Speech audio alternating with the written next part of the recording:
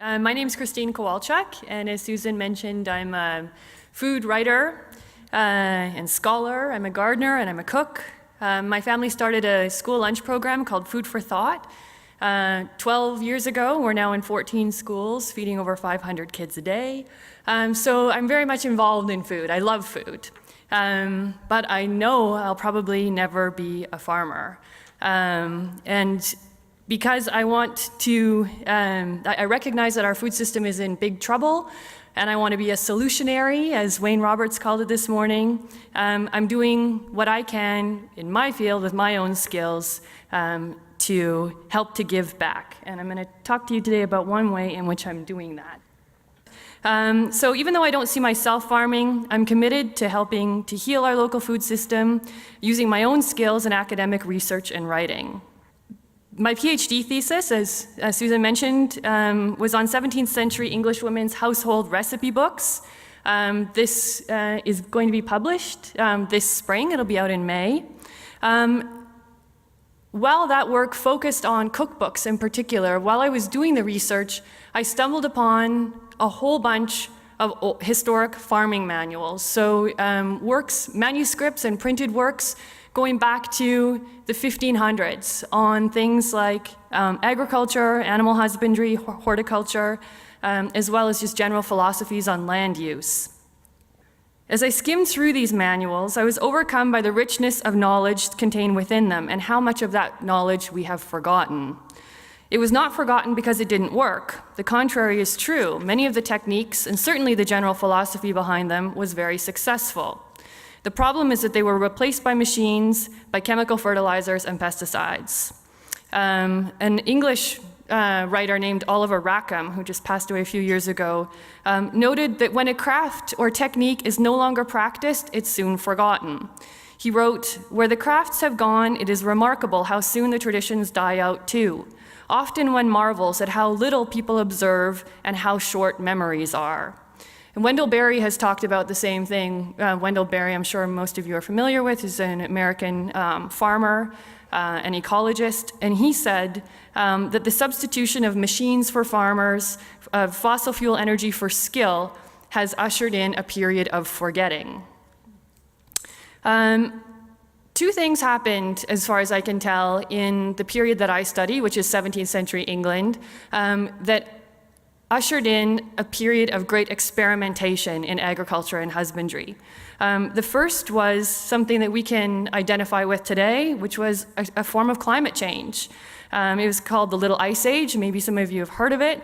And the period was around the end of the 16th century, beginning of the 17th. It was so marked by bad weather and failed harvests that one scholar has suggested that one of the most characteristic features of early modern Europe was this obsession with starving to death.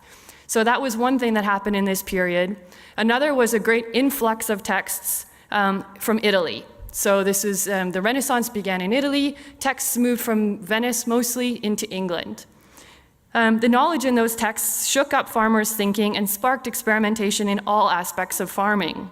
In growing novel crops, things like licorice and woad and saffron, in improving the fertility of the soil through new forms of manuring, crop rotation, techniques that we don't even know about anymore today, called like water meadows, convertible husbandry, in the wide-scale planting of fruit trees, which came up last night in the talk with the mayors, in new tools and implements, in new ways of caring for horses and other animals, in keeping bees, etc. Even though the classical texts and the texts that were coming from Italy had to do with a Mediterranean climate, this wasn't really an issue because the English farmers would just adapt those techniques to their own climate and soil conditions. Just as importantly, the texts reflected a particular philosophy. There were four main interrelated themes in this philosophy. The first was of careful observation and diversification of crops to make the most of the land. This philosophy went way back to classical texts like Virgil's Georgics, and in that text he said, "Not every soil can bear all types of things." And that's such a different philosophy from what we see today. The second was a focus on improving the soil itself. The third was that farming is labor intensive, and we've talked about labor a few times already, or I've heard it come up in different conversations and sessions. This was a good thing because it created work, not just immediately on the fields, but also through diverse rural jobs, such as in tool making, veterinary medicine, farrier services, and in England, this even extended into the wool industry and in the willow industry. And the fourth was that it made use of animals rather than machines. So this new thinking that happened in England around this time because of these texts coming in and in response to this climate change was that England was not only able to feed itself during the Little Ice Age, it created large increases in food production, obviously in natural and organic ways since this was pre-industrial times, and ultimately sparked England's agricultural revolution. So I like this historic image here. You can see people out in the fields. You can see little black specks in the foreground, which look like they might be weeds or bugs or something that maybe we could consider an imperfection. There are also birds. Yes, okay, so it seemed to me that we could use the knowledge and the attitude, the philosophy that was caught up in those historic texts as we deal with our own climate crisis. So I presented a paper in 2015 at the Canadian Historical Association's annual conference calling for these historical texts to be taught in agricultural colleges and university departments across the country. I'm just going to read you the beginning of that paper. Farming traditionally was oriented by history, seed selection and animal breeding, field fertilization and drought resistance, understanding and responding to the particularities of the land and weather signs, all were based on close observation and accumulation of an intimate understanding of place, and then transfer of this knowledge orally and through practice down generations on the family farm. Industrial farming has effectively removed history from the equation, in both practice and theory. Rather than observing the land to determine, over time, appropriate methods and plantings, it prescribes a blind and generalized imposition on the land. And the wide-scale dissolution of the family farm means that few farmers today have inherited the vast knowledge of agricultural and husbandry accumulated by previous generations. Likewise, farmers' formal education lacks any attention to or value of this historical knowledge. Most agricultural school curriculum focuses on conventional economics and bioengineering, and indeed the funding of these schools by agricultural corporations encourages such focus. This kind of farming has no sense of the past and a very narrow conception of possibilities for the future. It represents a major loss of knowledge. Already, after just a few generations of industrial agriculture, most of us simply do not remember another way. And this image is very different than the last one. There are no imperfections, you could say, no evidence of weeds or bugs, no birds, and in a way, really no people. This is a landscape dominated by machines. This agricultural amnesia is, of course, serious. It is critical to understand that this reflects not only deep cultural loss, but it's also dangerous in terms of humanity's ability to feed itself in the future, especially in the phase of water scarcity, population growth, and climate change, which industrial farming unequivocally helped to bring about in the first place. The industrial food production system is, as Wendell Berry noted in 1978, a failure on its way to being a catastrophe. Then in 2013, the United Nations Trade and Environment Division issued a report entitled "Wake Up Before It's Too Late," which emphasized the need to abandon attempts at tweaking the industrial food production system and instead make a complete cultural and conceptual turn in how we grow food and how we live, and the relationship that we have with food, towards sustainable regenerative farming, what the report calls an ecological intensification approach, and which has also been increasingly referred to elsewhere as agroecology or holistic farming. This approach is, of course, nothing new. It is precisely what existed out of necessity in the past, prior to reliance on petroleum-based fertilizers and pesticides for both food growing and transport. And so it only makes sense to begin with a renewed awareness of history. A few months after I gave that talk at the Canadian Historical Association, encouraging the teaching of historical texts in agricultural colleges and universities, I published a short article on this website called the Recipes Project that deals with historical recipes.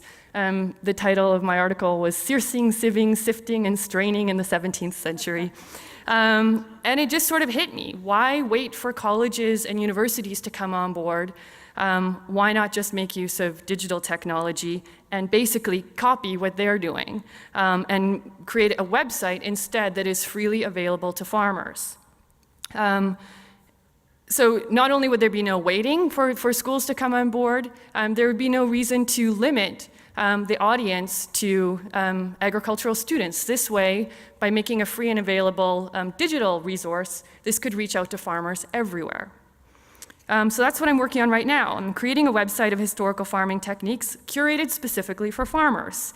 I'm going to enlist the help of scholars in my field to mine pre-industrial historical farming texts, everything from classical times up to about 1940, which are sometimes located in special collections libraries, sometimes written in Old or Medieval English, sometimes written in Old or Early Modern handwriting, and enable a transfer of knowledge from the archives back into the minds of farmers and into the fields. This website will therefore return knowledge that farmers once created back to the farmers themselves. It's going to be visually appealing, the language will be modern and accessible, and it'll be easily searchable by keyword and category so that farmers can learn from it, even from their phones while out in the fields. I hope for it to include a blog so that farmers can give their feedback on experimenting with these historical techniques as well. All right, I was going to talk about one example of an idea that I got from these historical texts. I'll just show you the images instead. And this has to do with pigeon cotes and pigeon keeping, which is something that we could be doing not only in agricultural areas, but also in cities. Making use of pigeons as a resource, specifically their droppings as a resource. That's a pigeon cote in southwestern France. These things still dot the landscapes in many places today. They were also, and still are, really common in places like Egypt. And I've got a project underway where I've got some students who are working on a pigeon cote for the legislature ground, and hopefully you'll see that up in 2018. It'll be a kind of pilot. So if anybody has any questions about that afterwards, you can come and see me. That's it. My question is, thinking about seed saving and historical techniques and things it's a very different stream of agriculture than what is happening conventionally today. And so my question is, how do we communicate this type of agriculture a little better against especially the lobby groups, the corporate agriculture lobby groups? Thank you very much.